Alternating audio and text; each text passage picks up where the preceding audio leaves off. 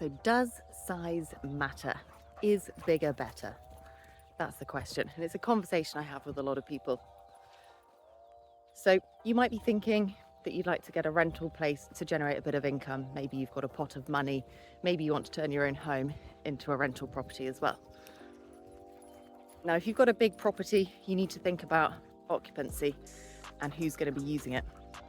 And the thing is, with a big property, yes, you could have it as an HMO and do rent a room, but you're still liable for the bills.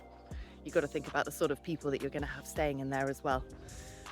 Big properties are ideal for letting out to contractors in the week if you've got it quite centrally located for people who work on site. But in my experience in short-term rentals, the big ones, whilst they're fantastic, they're often really only let out on weekends and holidays. So if that suits you and you only want it to rent out over summer, perhaps school holidays, things like that, then that's perfect. But if you want a property that's going to rent out all the time and you want high occupancy, I really recommend getting one that sleeps just 2 people. You could have a sofa bed as well, so it can sleep 4, but in my experience, the ones that sleep 2, they book out all the time. You get couples booking last minute getaways constantly. You get people traveling on their own as well, people for work, visiting family, perhaps they're going to a school or college there.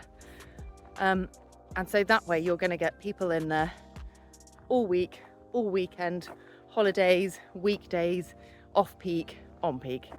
So does size really matter? I think it does. So there you have it. If you found this video helpful, please give it a thumbs up. It really helps the channel. And if you love all things short-term rentals, property investment, finding and buying property abroad, and of course renovation projects, make sure you hit that subscribe button and turn on notifications so you never miss a video. Next up, I'm working on diving into my top 5 locations in Europe that offer not just great capital growth but also strong year-round rental demand, so stay tuned for that. And if you're thinking about getting into property investment, why don't you check out my video on my 3 top tips for buying a solid investment property. I'll link it here.